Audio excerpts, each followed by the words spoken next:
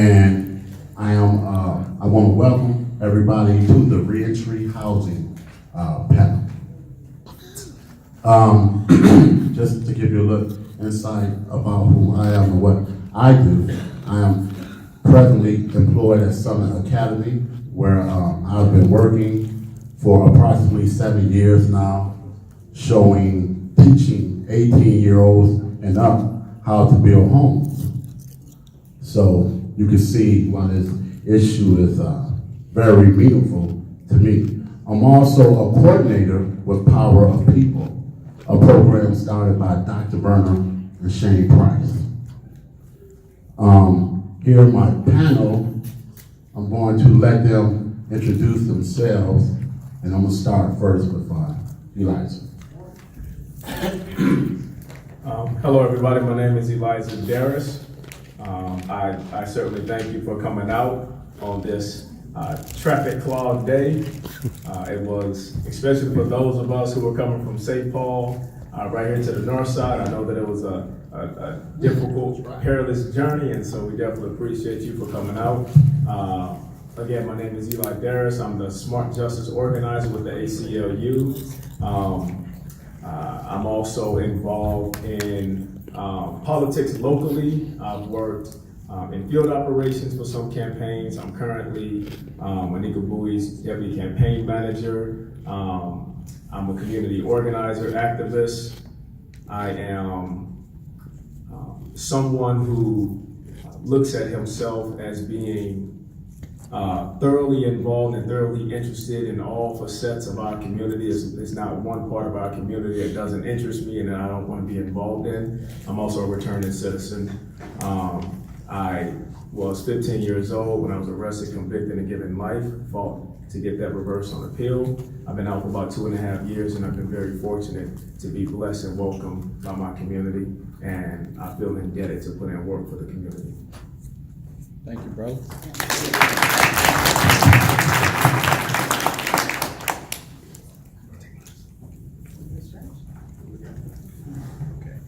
Hello, my name is Aarica Coleman. I am a real estate broker. Been in the real estate industry.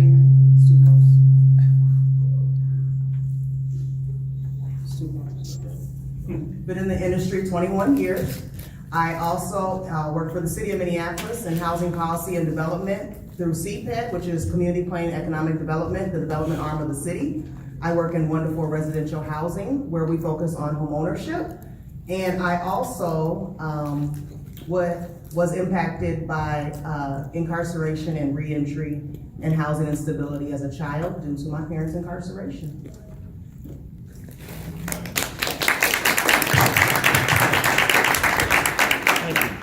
Thank you, sister. Good evening. My name is Earl Conley, and I am here representing Midwest Challenge Life Rebuilders, which is a transitional program in South Minneapolis.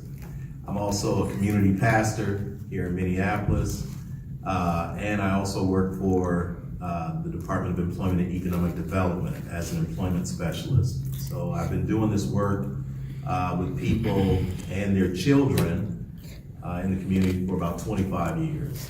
So I'm glad to be here tonight. Thank you, brother.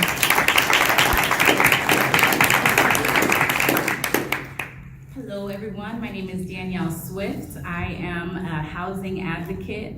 I have some background in a financial institution for years, sold real estate as a salesperson for a few years, and working towards becoming a broker, like Earl. Nice, very nice. Yes. And I've shifted my focus more so on sales to meeting particularly Black community where we are at. And a lot of that has to do with just tenants' rights and organizing. So I work at the Frogtown Neighborhood Association as an anti-displacement organizer. Currently running for city council in St. Paul on an economic development platform.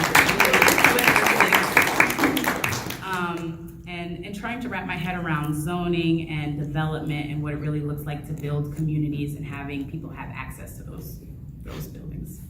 Thank you, sister. Yes. Thank you. Hello, everybody. My name is Richard McLemore. I represent McLemore Holdings. I'm the former employee of Ujamaa Place, and what McLemore Place Holdings will do is the same thing I was doing at Ujamaa Place. I was structured education around housing. We'll talk more about it, and I don't want to dive too deep into it. But I also started the community diversion program with JDC, which is a partnership with JDI initiative there in St. Paul for the folks across the river. I'm a property owner. I'm a landlord. I'm a concerned citizen. I'm a returning citizen. I'm totally bought in, and I feel like there's a gap, and it has to do with education, and that's what I want to talk about today. Thank you, brother. All right, thank you. So the way this is going to go is we're going to have a panel discussion for around 35 minutes, and then we're going to open it up for Q&A and solutions for the next 30 minutes. All right? So my first question is to the panel. What are some of the general misconceptions and stereotypes regarding people looking for housing? Anybody, whoever wants to take it first. Some of the stereotypes in general. Misconceptions, yes, regarding people looking for housing. Yes, this is reentry housing, yes. There was I have a X response to that. Yeah. I think some of the common misconceptions is that you can come up with a foolproof plan by putting opinionated barriers in place. Right. There really are no true barriers to housing. Most of them are the ones we create. I mean, we're the ones who say you can't get in because you have a criminal background. We're the ones who say you can't get in because you have a low credit score. I mean, this is all man-made stuff. So I think the barrier is us. Right. So, one of the primary barriers is, when they put on the application that you can't have a criminal background, and with the perception being that somehow somebody with an impacted background or a felony in their background will somehow be less than responsible when they move into the rented space, when most landlords who actually do rent to people who do have impacted backgrounds actually find out that these are some of their most stable renters because of how difficult it is for those individuals to get housing in the first place. So that's one of the misperceptions, is that, by putting that barrier there, they're somehow protecting themselves when, in essence, they're not. I think one of the major misconceptions is that supplying housing to somebody with an impacted background is violent and dangerous. You'll hear a lot of landlords say that they have to protect others. That's just this huge misconception, as if people or human beings are animals, so to speak, where you're thinking like they're gonna be dangerous or they're gonna be violent towards other people or other individuals because of a background that you have no history about, that you don't even know what happened to them or anything. So that's a huge misconception, is that, like you said, they're less than, that you're considering people to be less than human beings.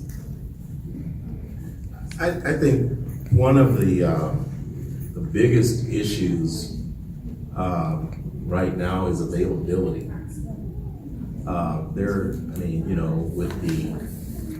With the increase in the amount of rents that can be charged for a unit, most of the I'd say probably 75–80% of the people that I work with are renting a room, which it affords them a roof over their head that night or that month, but it doesn't allow them to transition, not correctly, because they're going from a halfway house to a pseudo halfway house.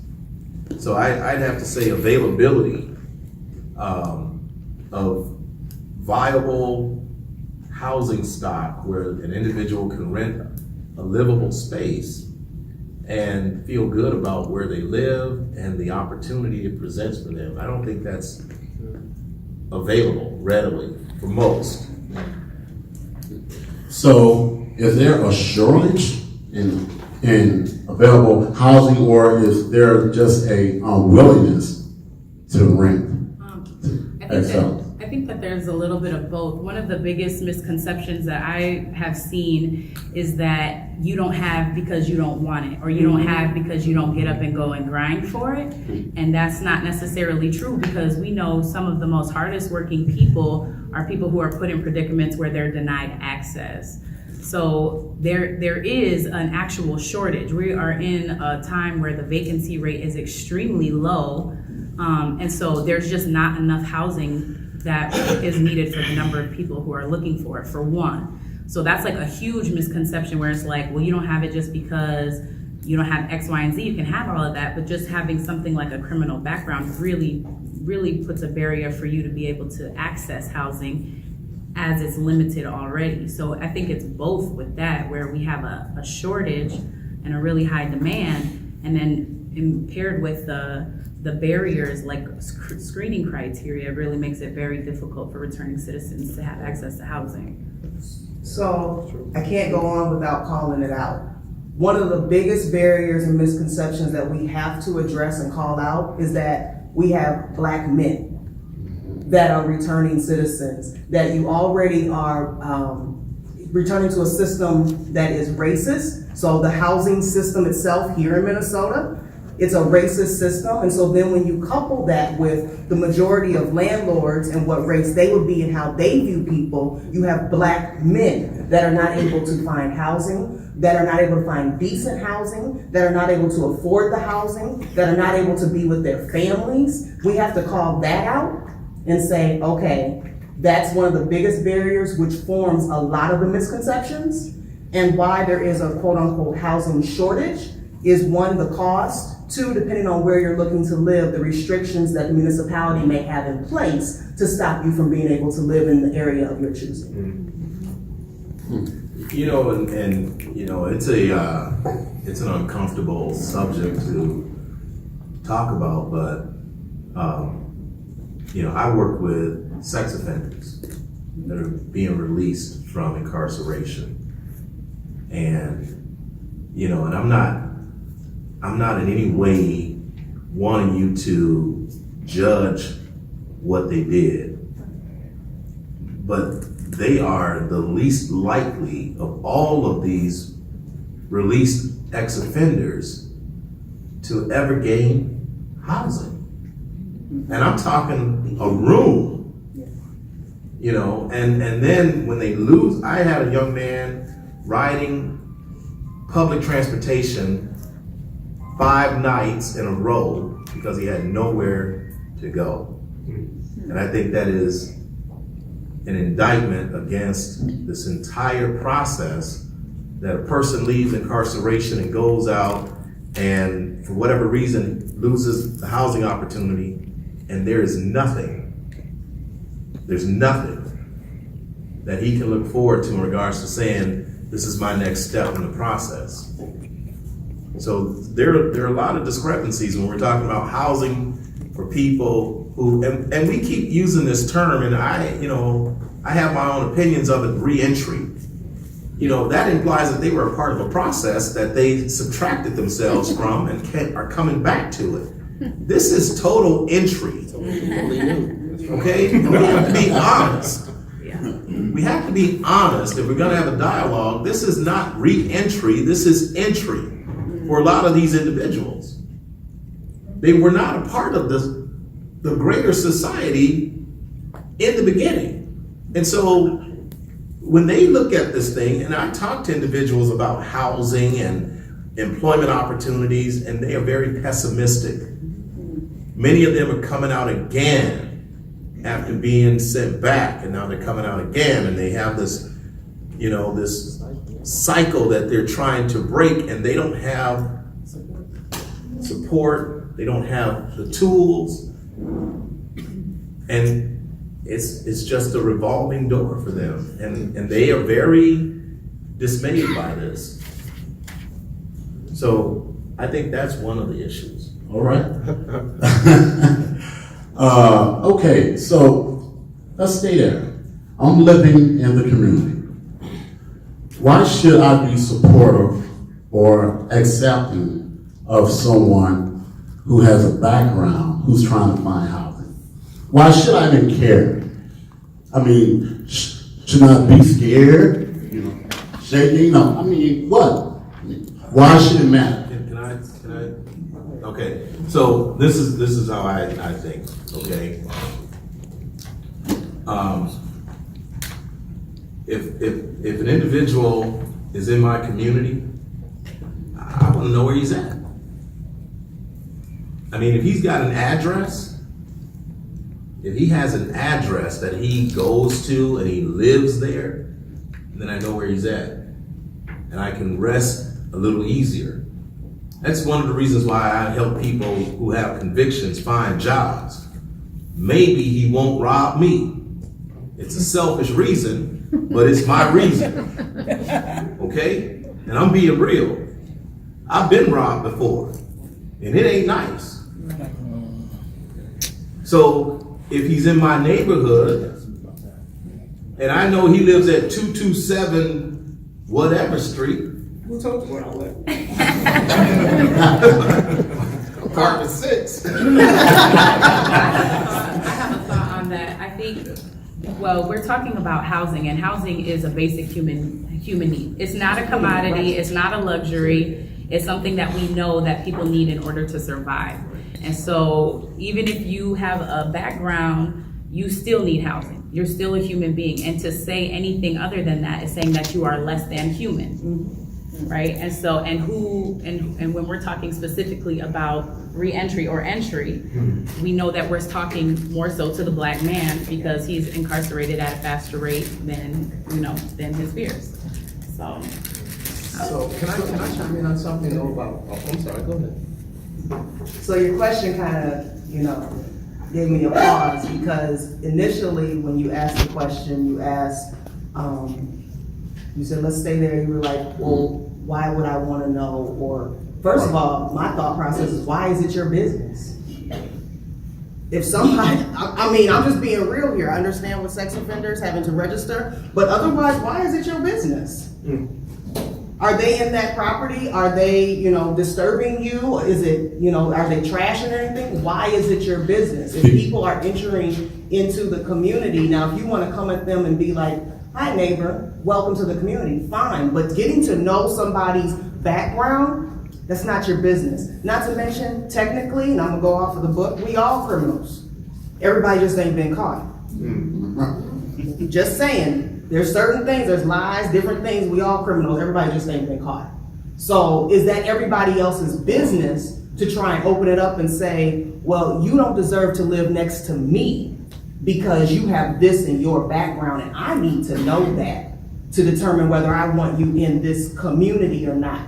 And when you say that, like Danielle said, what I instantly pictured was Black men and white women telling them where they couldn't be.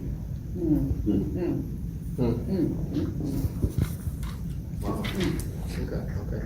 That book, by the way, Yes. is We Are Criminals. Yes. And what she's referring to is that 1 in 4 people have a criminal record, but 4 in 4 people have a criminal background. Right. And no one's innocent in this thing. Exactly. Right? Some people just don't have the 30 seconds, the worst 30 seconds. You know what I mean? So I think about the human need, the necessity of housing, and the public safety aspect, the money aspect. But this is multi-layered. There's all type of stuff going on with this housing thing, and there's all type of different opinions and motivations for people having access and not having access. It can go all the way back to the courts if you really think about it, and their lack of interest in it. I forgot who I was talking to. I think we were talking over there about just if you want an education around housing, just go to housing court just one day. Just go to the courthouse. It's public. It's your right, and just sit there and see what cases are presented time and time and time and time again. They only see one type of case in housing court. It's UD hearings. That's it. They are totally reactive in housing court, and they know it. They pay judges 6 figures to respond to these problems. So you can go all the way up with this, and you can go all the way down. But eventually the conversation has to be had. It has to be had by all parties involved. You know, everyone has a motivation to do what they do. I mean, even as a returning citizen and now a property owner and a landlord, I unfortunately, hell yeah, I do want to know. I may not discriminate. I might. I'm a human being. Let's be honest. Let's be honest. If one of Earl's folks comes and holler at me, I may feel some type of way. I am a human being. I may have to get over that. I may not. So this is a really tough conversation because I'm impacted by this, but now as a landlord, hey, this is a business too. So let's be real here. So how do we get over that? I mean, why is it in our best interest to want people stable? I think that, you know, the fact of the matter is, 90% of individuals will be getting out of the facilities. That's just a fact. It's not a question of, you know, if individuals will be coming back into the community, whether it's entering or re-entering or whatever you would want to call it, they're coming back, and it's literally nothing lawfully that could happen to prevent people who were incarcerated from coming back into the community. And you wouldn't be able to look at someone and somehow see a magical glow around them that says ex-offender, ex-inmate, ex whatever you want to call it. You just wouldn't be able to look at someone and tell. So it could be your neighbor right now. It could be your landlord right now. Literally, it could be anybody right now, and you would have no clue. And so it's in all of our best interest to make sure that the re-entry of someone is as seamless as we can possibly make it, and that our communities are as healthy as we can possibly make it. Whereas if that's not happening, we're going to be the ones that are going to pay the consequence. Like if someone is finding themselves locked out, locked in, prevented, and boxed all around from being able to, you know, participate in some of the most basic functions of society, then I can imagine a certain level of desperation taking root. In my particular case, I've been very, very fortunate. I have potentially seen, you know, the thin edge of losing, you know, my housing, you know, but I have a really strong community around me and I have really strong foundations. Other people don't have that. And so everyone is going to be getting out for the most part. 90-something% of people are going to be getting out. And the only question is, what type of community are we going to have those individuals that are getting out coming back into? You know, are we going to be embracing people and allowing people to realize that the same second chances that we all have gotten, all of us have committed criminal offenses, but not all of us have been caught. And some of us have been picked up in some of the outskirts, some of those suburban cities, for crimes that we committed, and a police officer took us home, and you didn't get a criminal record, right? But all of us have done it. And so the only question is, do we extend the very same second chance that came to us, that allowed for us, you know, and afforded us to be able to live a certain kind of life to other individuals? But again, you know, the primary thing is everyone is getting out, and, you know, what are we going to, you know, have waiting for them once they come out of those facilities? It matters because it doesn't just impact that individual that is entering or re-entering, and it doesn't just impact you as a neighbor, it impacts their families, their children, and it goes on for generations. And if you don't care, if somebody can't show kindness or humanity to care, then it's a much larger ripple effect. We're seeing it right now within our communities throughout Minnesota. We're seeing the effects of it. This is 2019. We got a lot of people getting out of prison around this time. And we have a lot of adults that were impacted as children because of incarceration of their parents, siblings, loved ones. And it matters more beyond just housing. It matters for education. It matters for job stability. It matters way beyond that. And so we have to look at it from a holistic approach instead of just housing. Housing is one piece, one symptom that could completely tear the fabric, but there's many other things compounded in that why we should care. So I'm struggling with some things and maybe the panel can help me out. Last week, I was at a function where around 30 black men, and I was being thanked prematurely for participating in this up and coming forum. They said that around half of them were staying with their girlfriend, right? Now, typically, I know as a society, we frown on that, but I was sitting there looking, and I knew about half of them, and I was thinking, how dangerous would it be if they didn't have their girlfriend support them, if they were homeless on the streets? So, I just have to put that out there. When we're talking about housing, we're talking about public safety. I have a friend who's in the audience. I'm not going to say his name, but he was living in an apartment complex off of Glenwood and Thomas over north. Housing apartment complex for 3 years. He and 6 other families. What they had in common is that all 7 felonies had someone who had a felony background. But the owner of the building believed in a second chance. So they were allowed to be there for years, raising their families. And from what I understand, they were always on time paying their rent and never had any issues. Well, the owner sold the building. And the people who bought the building gave them 30 days to move out because they noticed that they had felonies. So we're talking about how people can get into housing, but what happens if they're already there, but pushed out? What can we do about that to prevent that? I think that's where policy comes in, and pulling in your elected officials and paying attention what's happening in your local government really makes a difference. To say you can't do that, and that's a lot of what we see now, and it's not just with criminal backgrounds, but a lot of the time it's just coming down to being priced out.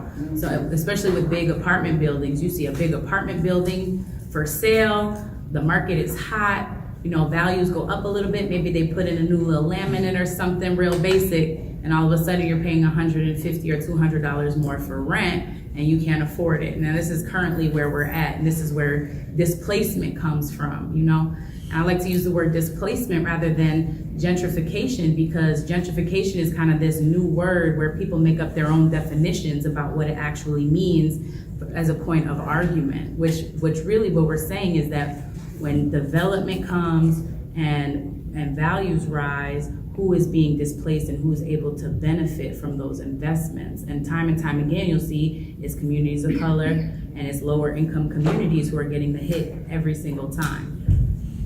So this is an intersection of property rights and policy.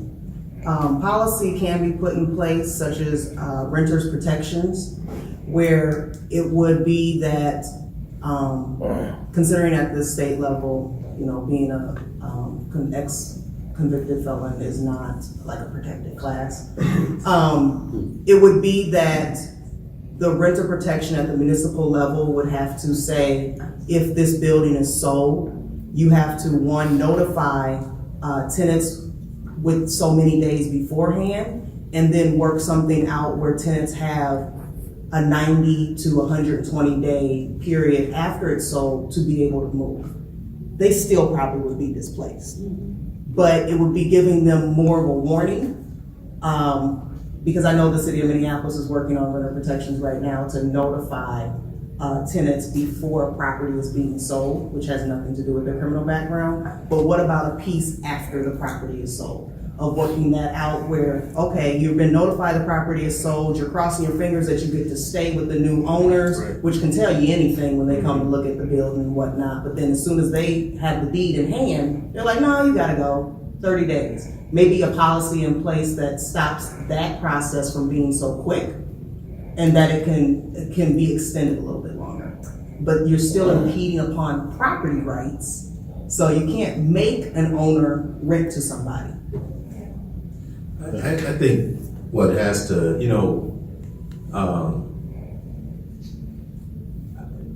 I used to own a lot of real estate, and, I run into people who had convictions all the time. I gave them expectation. I would tell them my policies.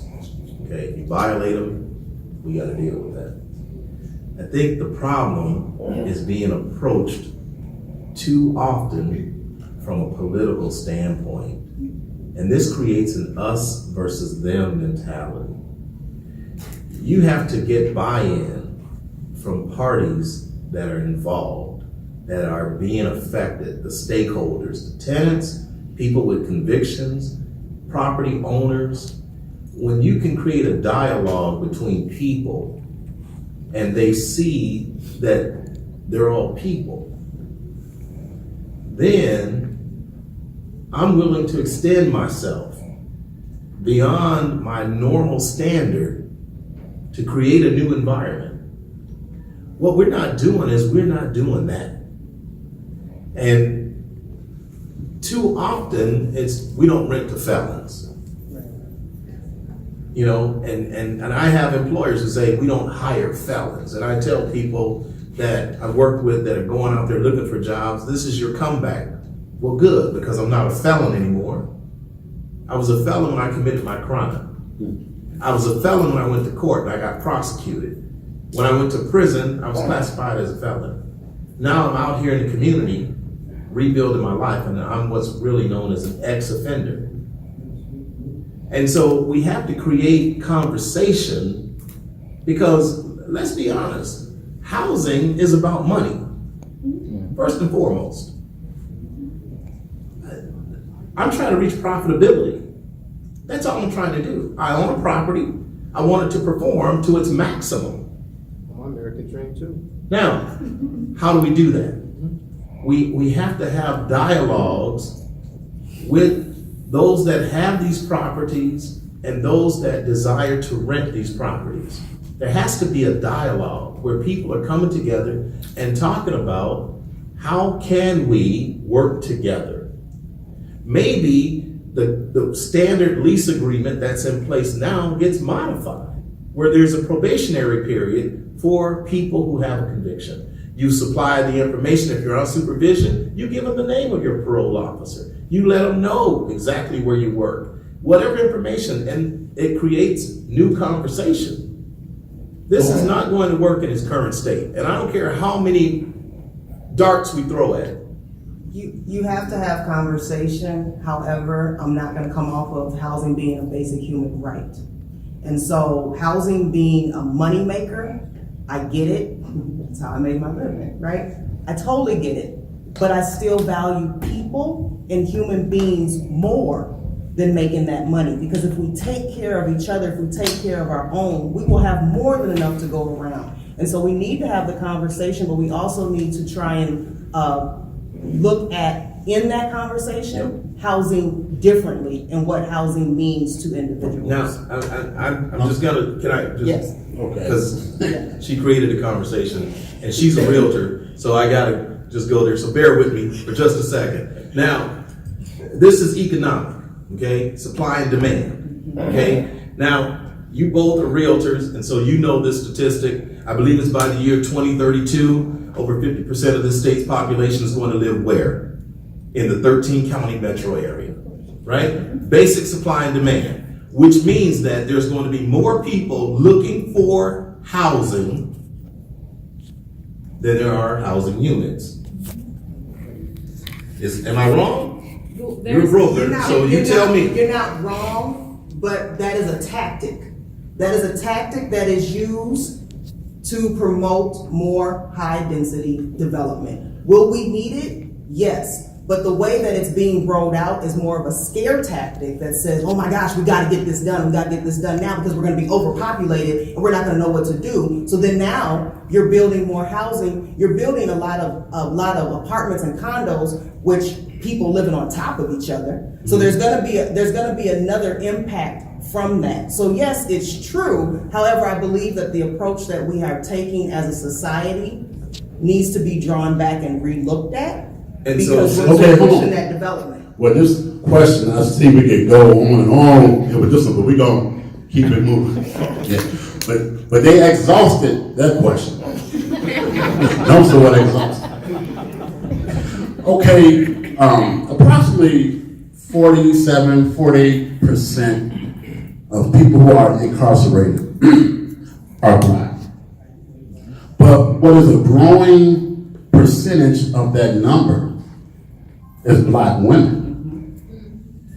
Can the panel please talk about the devastating impact on our community when, black women, as well as black men, but black women are denied housing because they have a felony. Many of them have families. I think, and this goes for men or women, because I think it takes both of those in a household, especially where there are children, because we're talking about the black family. And that happens inside the house, right? So you need the house in order to house a black family. But from there, we're talking about every other thing. We're talking about education, we're talking about health, what your stress looks like. We're talking about overall how long you're gonna live just based upon what your conditions are right there. So when we're talking about being denied access to housing to a man or a woman, that trickles down to the child. And what does that look like as a child? So yes, we can go through these things as adults, where we're trying to figure out what we gotta do. We gotta show up over here to meet with our worker. We gotta show up over here to get this resource. But what does that look like for our babies? And how much are they able to comprehend while they're going through that? And what does that look like as it's internalized and that kind of trauma? And what does that look like as they grow up? And how does that come out in future generations? And so this is how we get this ongoing cycle of where we're at now, because this housing crisis is not new. There's always been the denial of access to housing, particularly for black communities, what we're talking about here. Way back in the day, we're still seeing the effects of those from redlining and from blockbusting and all of those things. So we're really interrupting cycles and generations, and overall what the health of our community looks like, because we all are connected with one another. So it doesn't just affect us, it affects those around us as well. So I think it's a really big question. So like I said, my parents are incarcerated, parents being both male, father and mother. So first of all, what we have to address is why the black women are being locked up. They're being locked up to get to the men or to get to who they know. And that was something that I had conversation with my mother about when she came across who was actually in the prison and why they were there. It's a tactic used to get to other loved ones or people in their life. And if they don't know anything or if they don't talk, they get locked up. It's also a tactic that is used to break up the black family. It's on purpose. It's completely on purpose. But when that happens, black women really are the pillars of the community. Like, honestly. And it's not to shade anybody, but black women are really the pillars of the community. And so, when you lock up the black woman, literally everybody goes awry. That woman, no matter her age, could have been helping her mother, siblings, children, and the loved one, father of her children or whatnot. You literally just tore everything apart. And so when they re-enter, not only are they trying to enter into society and continue that role, but what you didn't touch on is the fact that not only just with housing, but they gotta fight to get their kids back. Where are the children? So you said black women, but I'm talking about black mothers. Where are the children during this whole time, and what's happening with the children as that gets into the foster care system? When my parents went away, I did end up in an orphanage. I did. I was in another state and situation that it may be, but I ended up in an orphanage for a time being. And my parents had 3 children. And so re-entering they had to not come back to Minnesota because Minnesota can trace your background as far as it wants to go. Other states only go back 7 or 10 years. Why are we doing that? Good question. So you just have to look at everything, like Danielle said, that it impacts so much, but you have women that are coming back when they finally can come back after being locked up for whatever reason, usually nonviolent crimes. That's another thing. When people just look at, oh, you're re-entering, it's like you want to paint everybody with this broad brush that they're violent. A lot of people are getting locked up for nonviolent crimes. We're over here talking about legalizing marijuana. So we finna let everybody out? Right. And expunge your records? Because there's a lot of people that are entering from the war on drugs that we know what that was all about. And now what's gonna happen to them? And so you have to look at, first of all, why are they being locked up?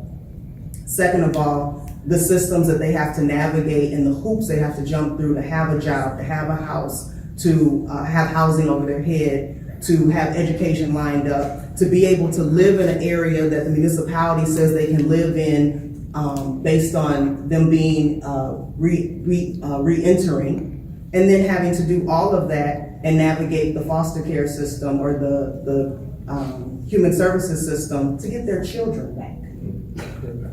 Did you want to say something? Yeah, I was gonna say something. Okay. To that question, I would be remiss in my black manness if I didn't say something. So, you know, one of my greatest teachers once said that no nation can rise higher than the level of its women. And part of the reason why he said that is the woman is the first teacher of the child and the first person who the child falls in love with. And so they learn love there. And, you know, because we know that it really doesn't even take long to destabilize a family when the matriarch or when the mother or when the woman in that family is taken out. You know, even if you look at how ACLU is going after disrupting cash bail, one of the people who we lift up the most as an example as to why this is so critical is a sister from, I think, Ohio.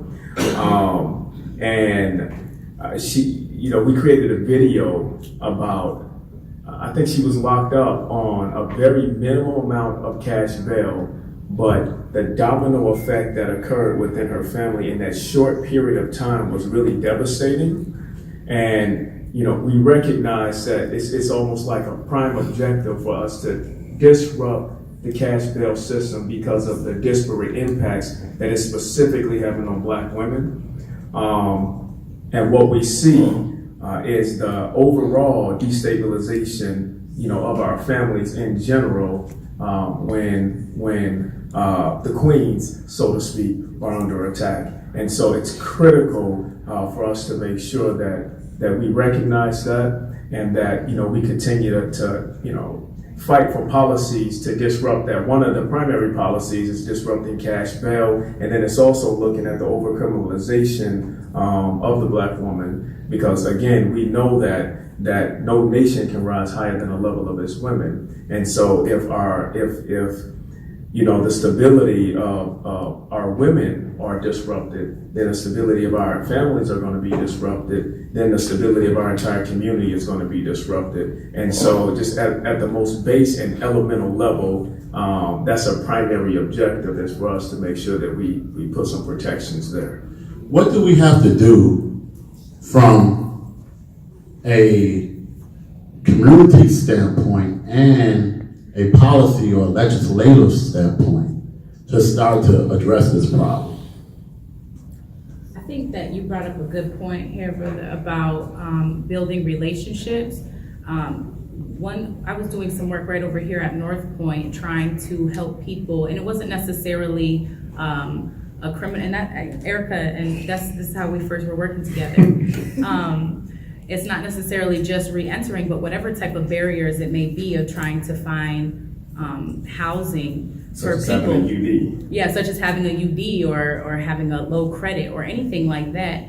But to build relationships between landlords and tenants, because there is a very much us versus them mindset that happens there.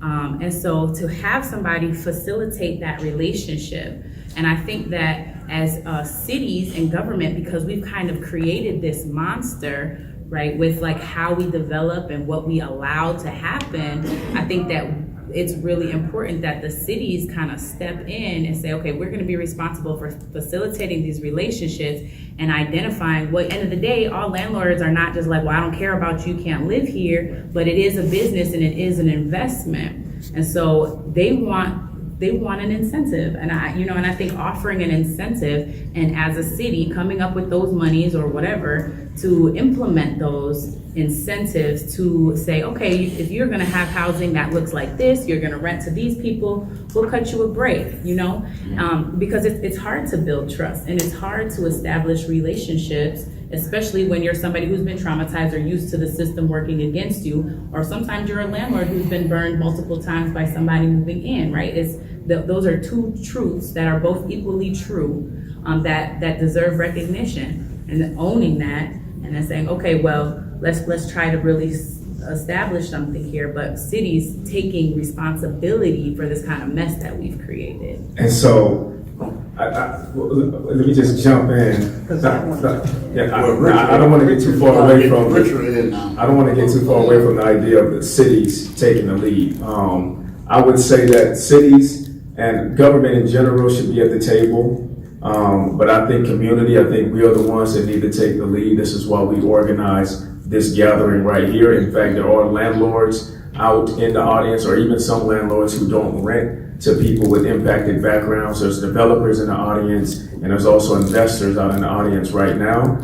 And I think that it's critical for community, for us to be the ones to convene these tables, and for us to get government at the table, for us to get landlords at the table, and for us to get renters at the table, and then for us to move towards policy development and also relationship building. I really love that idea of relationship building and having conversations and basically humanizing people, because it's that us versus them mentality that we're typically seeing. And like you said, policies and ordinances are being created that help to facilitate this us versus them. I think that it will become more humanizing if we're around the tables having discussions, not in a perspective of it's big I and little you, but we're at the table, we're having discussion, we're all equal, and we want to get to a better point of understanding, and then moving towards policy development.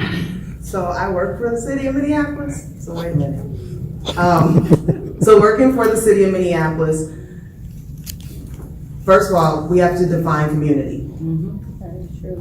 Are you talking about the Black community? Are you talking about faith community? What are you talking about? Because I will say this, working for local government, I come from the standpoint, we are government.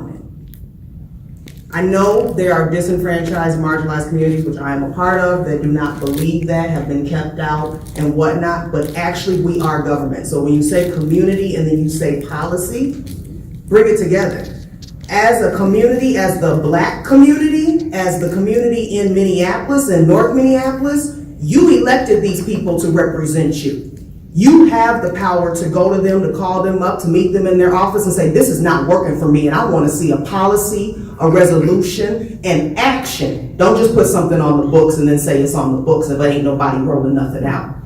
I want to see it happen to benefit me, your constituent who put you in this office. Come on, man. We are government. And so that's the first thing that we have to empower us. So as a community, we need to work together as a community and empower us and understand that in our collective power, we can call those shots. We also call those shots when we go to vote. Number two, the policies. There are some policies that the city of Minneapolis are working on and working towards. Like I said, there's still an intersection between property rights and government. But there are conveners that are convening tables of landlords, looking for landlords to participate, especially in North Minneapolis, to say, hey, we need you. Everything's not on the renters. Every landlord's not a good landlord. So Everything's not on the renter saying, oh, well, you need to conform to this, whether you have a criminal background or not. So some of these things are on the landlords, and I know, Richard, you've been waiting patiently. Let's get it in. Taking notes. Yeah. All right, Richard. Go ahead. What? Go ahead, Earl. No, go ahead. I love hearing You know, y'all. Two minutes, Earl. Okay, real quick. All that is, you know, in a perfect world, in a perfect system, you know, these things would be ideal, okay? It's not a perfect system, it's not a perfect world. The other thing we have to understand is the role of government. Government is not designed to take care of people. That's not the role of government, okay? And if I'm a property owner and you set a policy that tells me I have to do something, I'm going to feel that you trampled on my rights as a business. And then that's going to create a rift between me and the person that you're trying to serve. That is not how this thing is going to evolve. We tried that. I sat on the Landlord Association for South Minneapolis for 7 years. And I went to meetings and I listened to business owners, property owners, commercial business owners, and they had the same gripe. The city is trying to tell me what I can do with my property, and I paid a lot of money for it. Okay? So that's not, we have to create synergy. Okay. This has to be where everybody feels like they are winning something. Yes, sir. Okay. I would challenge that. Can we get just Richard and I want to hear what he has to say. No. So what it is, I feel this is a passionate conversation, you know, and I appreciate the desire to talk about this, you know, but I feel like we're talking about this from strictly a professional or practitioner standpoint. I mean, not once have we really talked about the motivation of the tenant and getting them in. I mean, it's good to talk about it from way up here, but we got to bring it way down, because when everyone leaves here, there's still going to be a bunch of homeless people out there with no clue how to get a place. All right, so I want to let people get in, but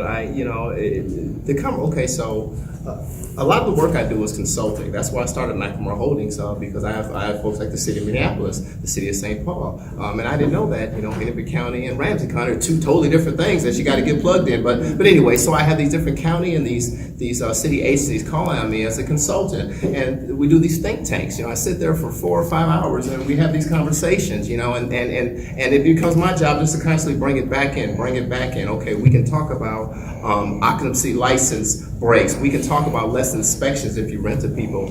We can talk about a universal lease. You know, we can throw ideas out for days and days and weeks and weeks and weeks, but people are still homeless.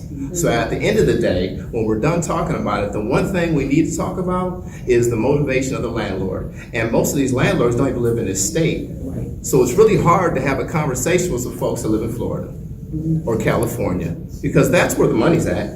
That's who owns these properties. Mostly, if you really trace back, this ain't homegrown. I appreciate the folks in the audience, don't get me wrong, but this isn't a homegrown problem. This is a huge problem that's not going to be solved tonight. So my takeaway from here is, how do you help people today?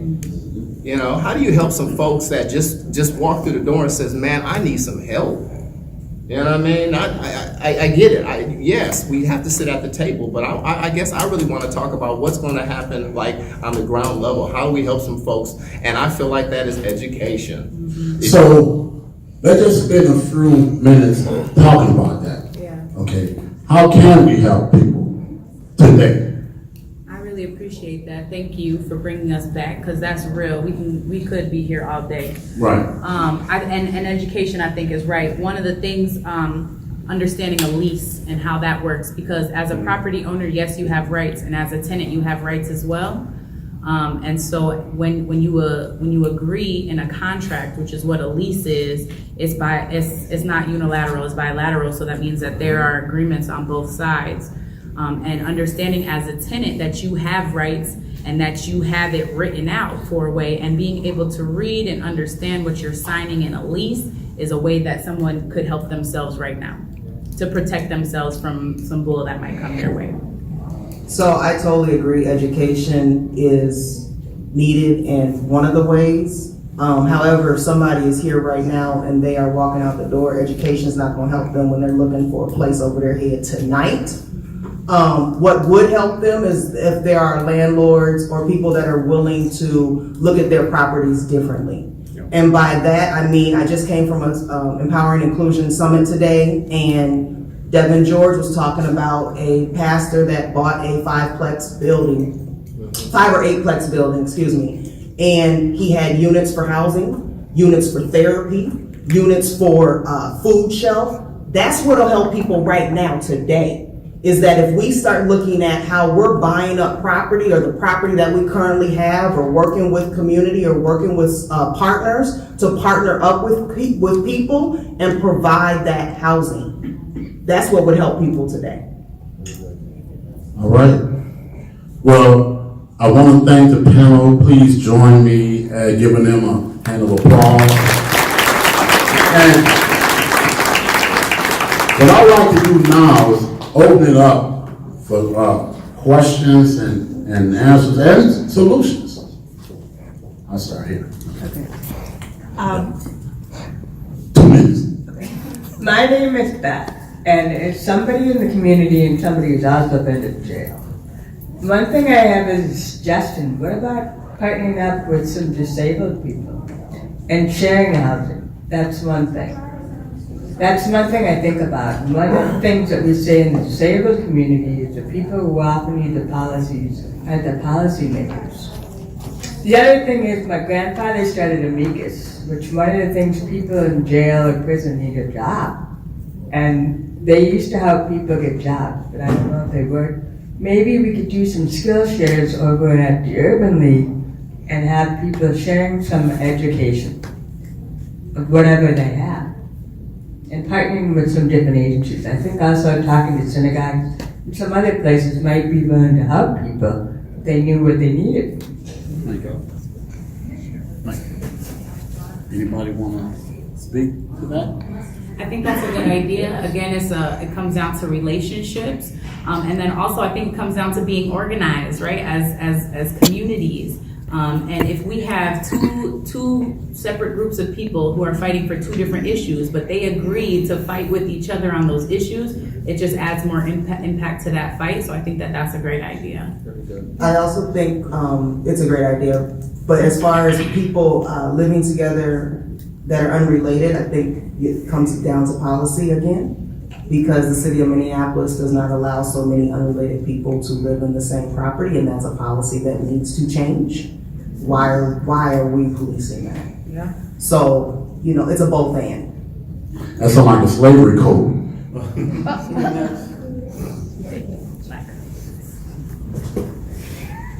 Hi, my name is Matthew. So I have a question. Talk a lot about tenants' rights. What are some rights that tenants have that have backgrounds? They're looking for housing. What can they do to negotiate for their lease or prices or location? Like, what rights do they actually have in buying housing? Can I jump on that? Because that's really what I do. I provide education on housing. You have a ton of rights. A lot of folks don't know. For just a quick example, is that if you get denied housing, and you have a criminal background, you make the assumption that that's why you got denied, and you don't request a reason. You have time to actually, in writing, submit it to that property management company or that landlord, and legally they have to tell you why they denied you, which gives you a track record, especially say you have a UD or something like that. Now you're showing hardship, so then you can go to that judge and say, hey man, I got to get this off my record. They won't rent to me. I'm showing you. So there's things you can do, but if you don't know, brother, I appreciate that question. If you don't know, you just walk around here wondering and assuming that it's your background. It could have been your credit score. It could have been accumulation things. It could have been how you look. It could have been a lot of different things, but you really, really don't know unless you ask that question. You also have, just want to throw out there real quick, Midwest Legal Aid has a lot of information about your rights as a tenant, as a renter, but our Attorney General's office has always had this, and it's the Tenant Rights Handbook that is free. You can go online and be like, I want 50 of those delivered to my house, and they'll deliver them. It's a free book. They have the seller's handbook, the buyer's handbook. They got things about buying a car. And they have the tenant's right, landlord-tenant's rights. And I suggest everybody get a copy of that because there's a lot that people don't know. Yes, listening to the panel, I got two bones. First bone is the majority of the landlords here got their property and land rent given to them by the government. So let's be real. It's nothing that they worked for, it's something they were given. The second issue I have is a community, talking about the black community, because we asked about the parents and the whole nine. The problem is we don't have a game plan for our people. It's our responsibility to take care of our own. We have yet to say collectively, we haven't taken that responsibility. We have to buy a property in our communities to rent to our people. It doesn't matter about the credit scores. It doesn't matter about the education. This state has some of the largest disparities based off of education when it comes to people of color. So we keep talking about playing a rigged game. And we keep telling the contestants, well, if you just played it right, you can't play it right because it's rigged to begin with. So until we start talking about how we're going to control and become the captains of our own destinies, we're going to keep having this conversation. So thank you, brother, for bringing that up. Number one, how my family was able to survive off of after re-entry was buying a property. We had this whole conversation, just kind of assumed everybody would be renting. They ain't looking at your criminal background when you go to buy something. Say that. So if you want to get together with some people or have investors or do what you need to do, you can go buy you a property. Shameless plug for the city of Minneapolis. We do have vacant lots for sale to build your own home. Why not? If you want to build your own home, then you got $20,000 that you can use towards that to own or occupy that property. If you want to build the housing for other reasons, you may not get the $20,000 grant, but you know we got over 400 vacant lots. I'm gonna need y'all to go to MinneapolisHomes.org, look at our lots, look at the prices, and say, hey, I can do what this brother just said. I can get some people together as a community, buy some property, build some housing, and guess what? I can be a landlord and put whoever in it I want to put in it. That's a good point. Also collectively purchasing things together. So maybe that's not something that you can up and do right now, but maybe it's something you can do between 5 people who have the same mindset as you and start doing things.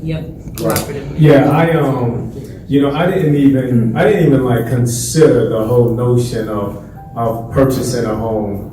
Until I was having a discussion with Aarica Bowie, and I was just looking and frustrated because of, this whole renting thing and how, difficult it was for me to find housing. And then, she, kind of opened up my thinking in terms of, you're going to be paying the same amount anyway. Why don't you consider, buying a home? And I was like, well, why don't I consider buying a home? And then like my entire thinking kind of switched up, and now I'm still in the process of buying a home. I might actually end up purchasing the home of someone who was formerly an associate warden. She and I are in discussions right now, as strange as that may seem, for me to end up purchasing her home.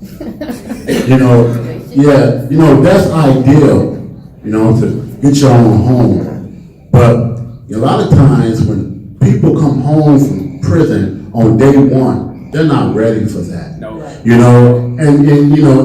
And this is really one of the main reasons why we're having this discussion, right? Because people come home and they need a place to stay, right? And so it's the apartment buildings that stands in the way of that. Now, we all know ultimately we want to be homeowners, but right now we need a place to stay, right? Right. Let me get you here.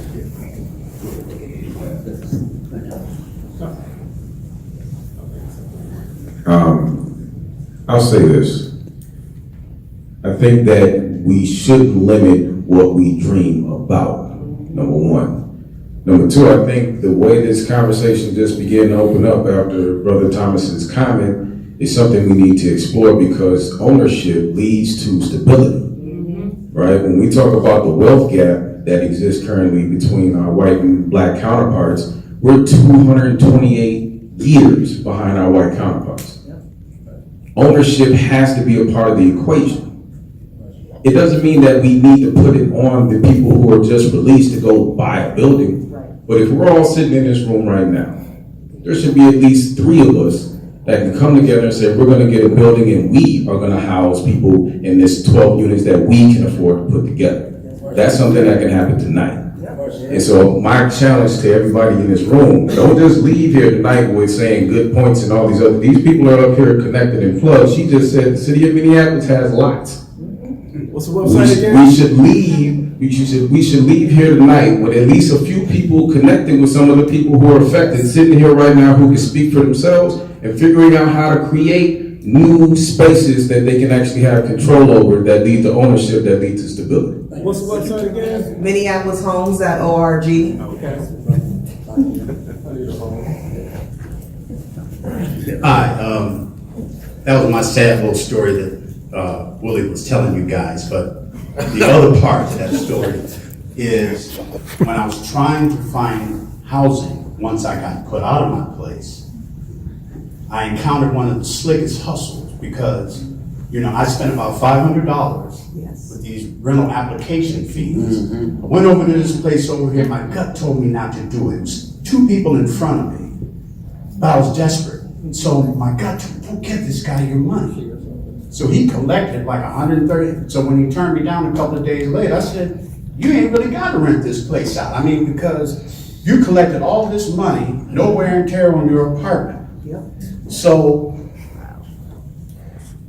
I happened to go all through North Minneapolis. And it's like Richard was saying, this housing thing is contrived, because I see too many vacant houses around here.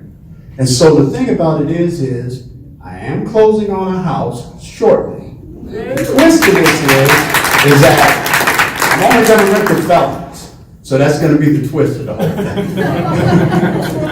I have to say that it is a statewide issue, but it's a national issue. And we do, I don't hate to. I'm gonna bring it back to policy. We do need to push policy at the state level for things such as landlords collecting fee after fee after fee, knowing that they're not gonna rent the property. Also, it actually is a law that they're not supposed to collect rental fees when they have an application that they're already looking at. But how would you know that, right? You don't know. If they tell you they don't have an application, how would you know? So again, Midwest Legal Aid is a great resource. They are funded through different entities that they can help you. You don't have to be in a legal situation to call them up and get some advice. Congratulations on closing on a property, because I didn't say it, but I like that, like you said, Richard, you now are owning property and you're seeing it with more than one lens. You now will own property and be able to rent that property out, and you see it with more than one lens.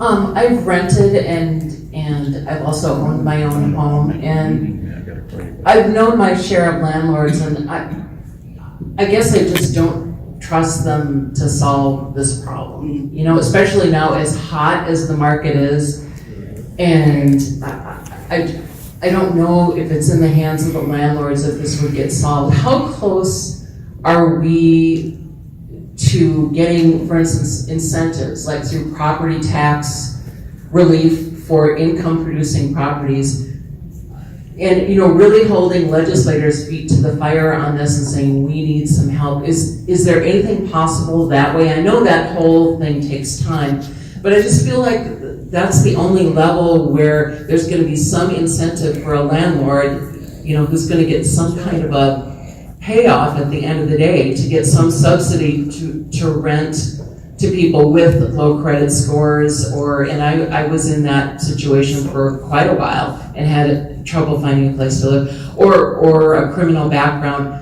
Are we close to getting the legislators involved, and would it affect them negatively to back a bill like this? So, a few things. One, at the city level, there are incentives in place for renting affordable housing. So that's 60% area median income or below. There's incentives in place with that, with the 4D. Pilot 4D is a property tax classification for a certain size property that is a rental. But it's called the 4D pilot. There's the NOAA. NOAA stands for Naturally Occurring Affordable Housing. That's essentially saying older buildings that you don't take and fix up and then up the rent.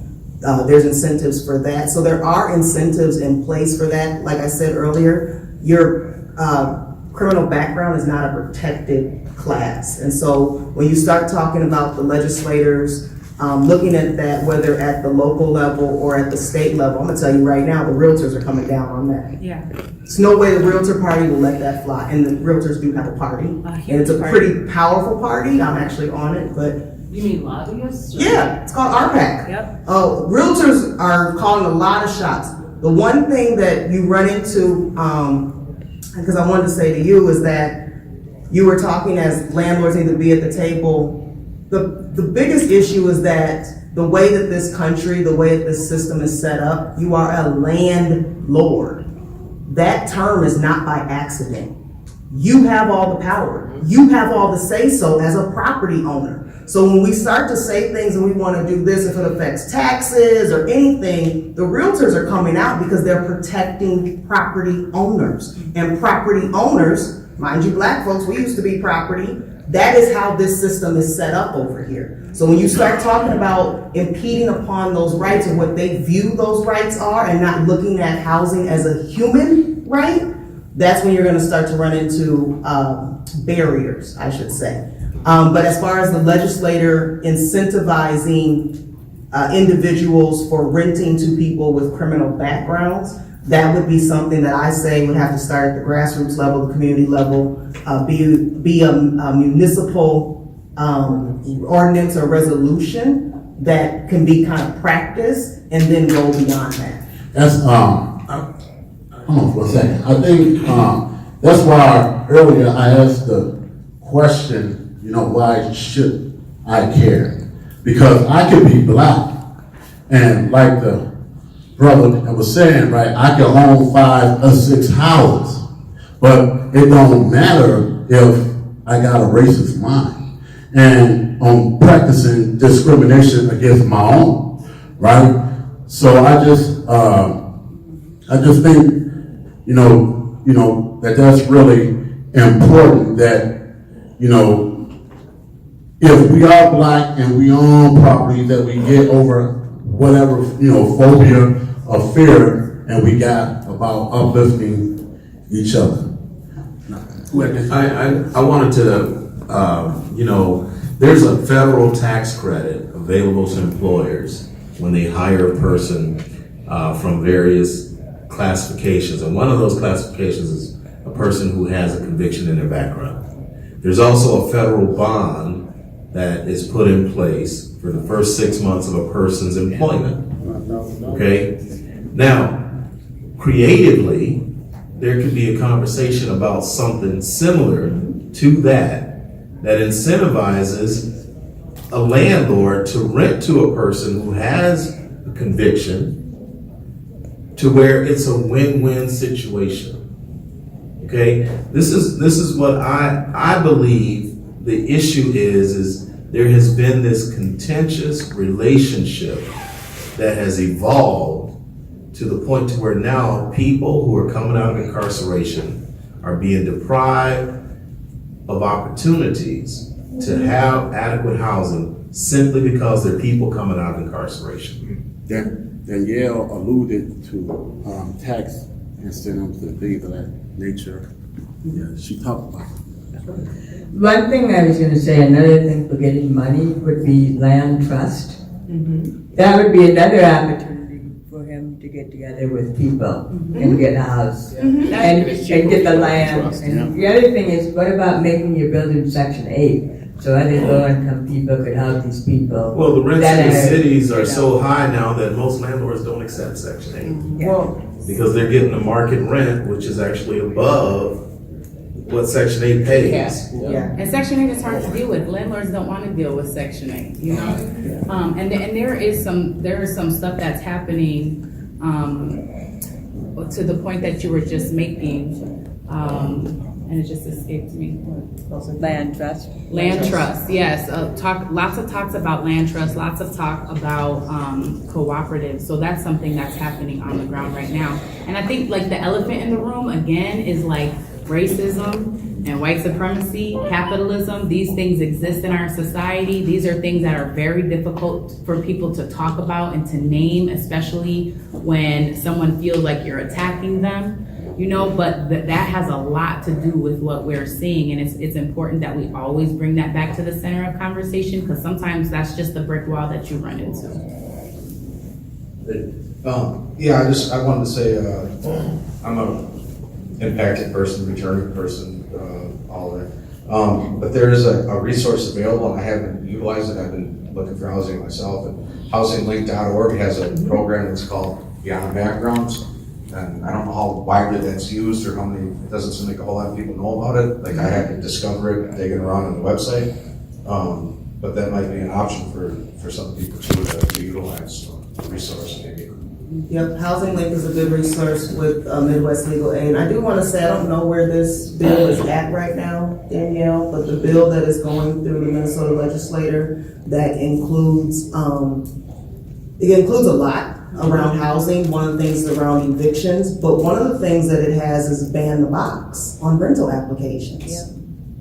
We should be following that bill. We should be contacting our legislators and our senators and our House of Representatives and finding out where that bill is and how they're voting on that bill. Because banning the box on a rental application could be huge right now. I think that passed at the House. I think that it's still a fight. I don't even know if they heard that at the Senate. So again, it's like another layer where I feel like it's so hard to pull people into politics. And education. And education on how it even works or what the process is when you're dealing with the struggle of being homeless right now in the moment. Yeah. But who you elect into office really does make a difference, because they are the people who are making decisions on what your everyday life will look like. Hey, and for the people that are, really looking for housing, and I mean, it doesn't have to be a house, maybe it is a house. Use the resources here, because what I'm hearing a lot is, one side we're saying it's tough, but the other side I'm hearing tons and tons and tons of resources, city, county, and federal, that you can get in some type of housing or a housing program. Use them, because you're right, it's a national problem. And let's just be honest, it's a lot easier in Minnesota to get housing right now than in other states. So imagine how hard it's going to be in 2 and 3 years, 4 and 5 years. So you better catch up.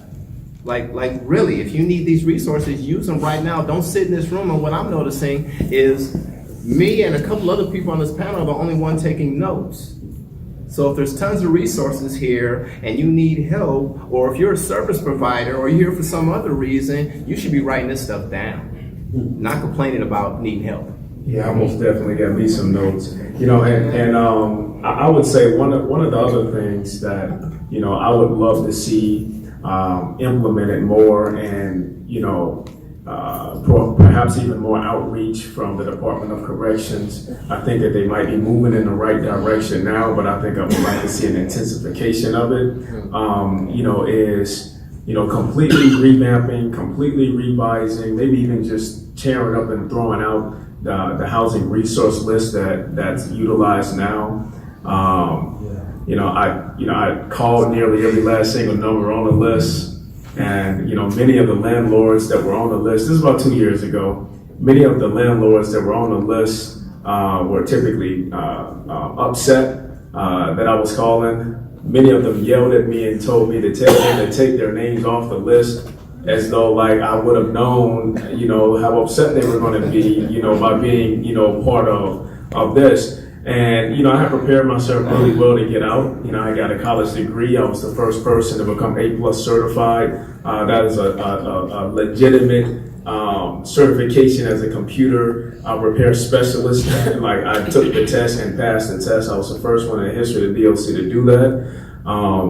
I had, a job already lined up before I got out. Like, I had a lot of ducks in a row, and so I thought that the housing piece was going to be a much easier piece. And quite frankly, I wasn't prepared for the voracious response that came back at me, when it was call after call after call after call and denial after denial. Like, it just blew me away and kind of put me into like a depressive state. After 2 consistent days of that, I just had to take a break. I was fortunate that we were able to find a family member who was, able to rent to me, because just utilizing the resource list, it just was like total, complete, abject denial across the board. There was no entry point. There was no relief. It was very depressing. And I had a lot of resources and a lot of things lined up. So that's one of the things that I would like to see, is a complete overhaul and a very aggressive outreach efforts by the Department of Corrections to actually find landlords who won't be teed off that their names are part of a list, because they would have been like completely vetted out.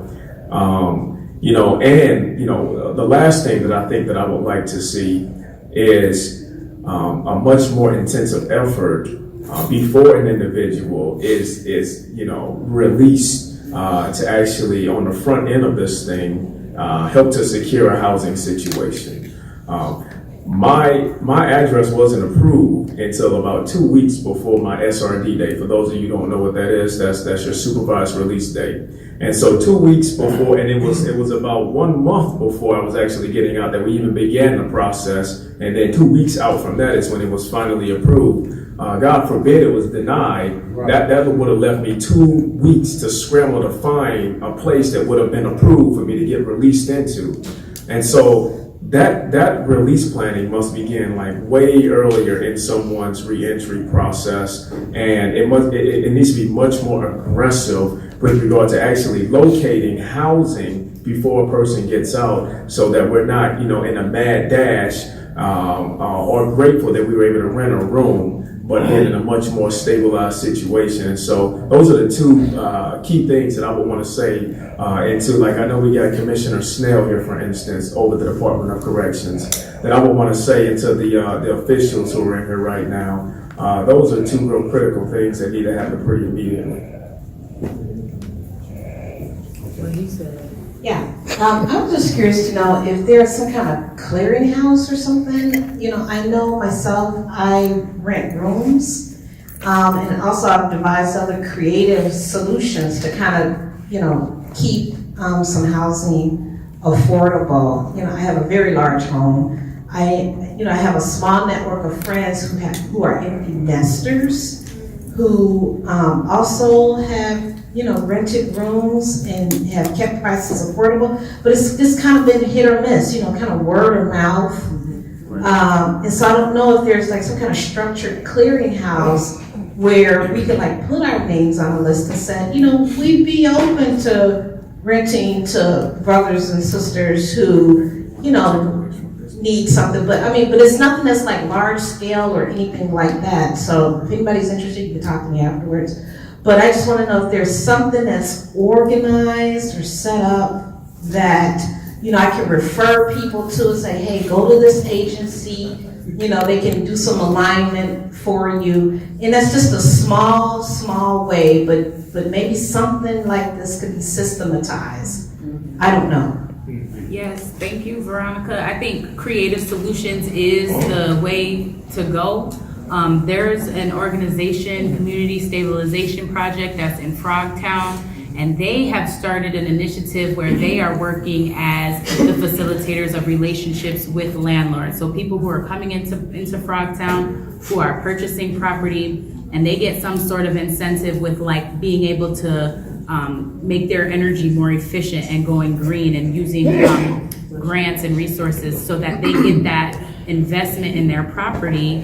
And along with that, they agree to work with CSP to help house people, and relationship between the landlord and the tenant stays healthy. So I think that it's on the rise. The internet is a powerful tool, but I think that, like, you know, to Eli's point earlier, it's up to communities to get organized about doing those things. We have the power, we have the knowledge and the skill set to do those things, and we have the networks to do those things. So I think we just have to be intentional about what we want to see and then take the steps to make it happen. I also think, real quick, that I don't know that there's actually a clearinghouse right now for that type of service, but it still comes back to municipality where you've had to get creative in your network because there are restrictions at the municipal level for doing such things. And that's another reason for going back to your lawmakers, your policymakers, and saying this restriction needs to be removed. And maybe with that, we also need to start up a clearinghouse that can provide the services to help meet the needs of some of our most vulnerable in our community. And just for clarity purposes, what's the number of unrelated persons that can be, that can occupy a house? It depends on the zone, the neighborhood, and the community that the property is in. They go from R1 to R4, and then there's high occupancy. Makes it really tough as somebody that's trying to do sober housing and housing for people with felony convictions, because it takes months and months and months to get reasonable accommodations and do it properly with all the inspections, and then we're fitting the bill for a house we had to put 20% down on, and then having to pay the rent while we're getting the reasonable accommodation in place, and by the time we're into it, I mean, we wish we could buy more houses, but we don't have any more 20% down and 20,000 to spend to get it up to what the municipalities call for. It's they don't make it easy, not in Minneapolis, and it's even harder in St. Paul. And I want to say in Minneapolis, policymakers have previously said that they would like to raise that to 10, allow 10 unrelated adults to be able to live in the house together.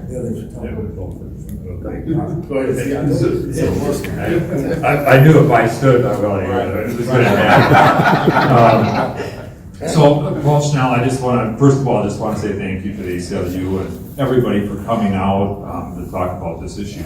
You know, it's super complex, and I just appreciate the fact that there are the big things, the big broad policy stuff, and I think there's the really creative things about how do neighbors just help other people, and I think that's really cool.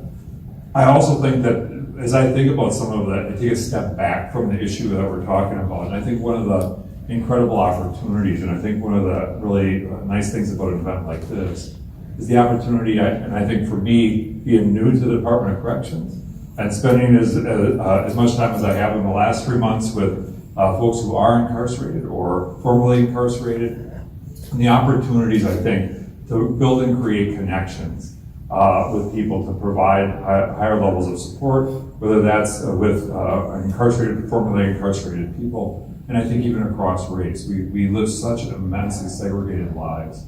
And I think the opportunity really of creating deeper connections in the long haul is going to serve us all well. And I say that as somebody who has immense privilege, and I think in that role, it is my obligation to help build and create those connections. So I say that because I think in the long haul, the more we can do that, the better off we're going to do around serving folks who are coming back into the community, and even, I think, making it better for our kids in the future, because we break down some of the segregation that exists in the lives that we oftentimes have.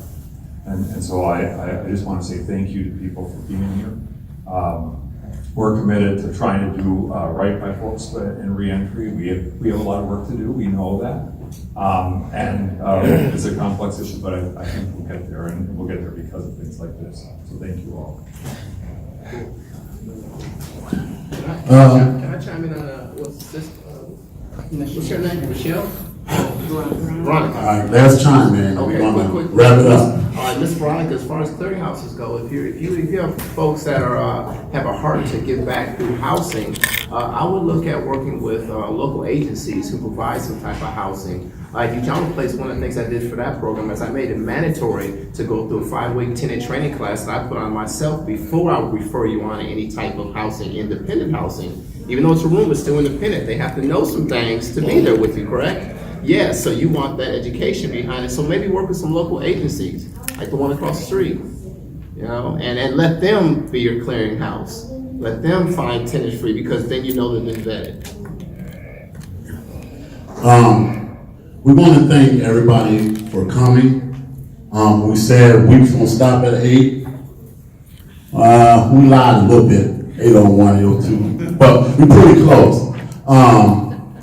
Tonight was about problems, but it was also about solutions. But we couldn't talk about the solutions unless we talked about the problems, right? So we hope that everyone got a lot from it. It don't stop here. We got a lot of great feedback from the audience. And please, afterwards, please come up here and shake the hands of the folks on the panel. Let's exchange some phone numbers and let's get busy. So I would say before we break out, there's one final piece to this. This was a discussion in terms of like, what are some of the issues? What are some of the potential solutions? But part of what we also want to do at the ACLU is create a working group with individuals who are part of government, community, property owners. And so we do want to create a working group that will be working towards systemic policy changes. And so if you would like to be part of that working group, please go and talk to Abe Rishby. He's at the end. He's one of our ACLU interns. We're going to lose him in a few weeks. He's been great. We appreciate having him there.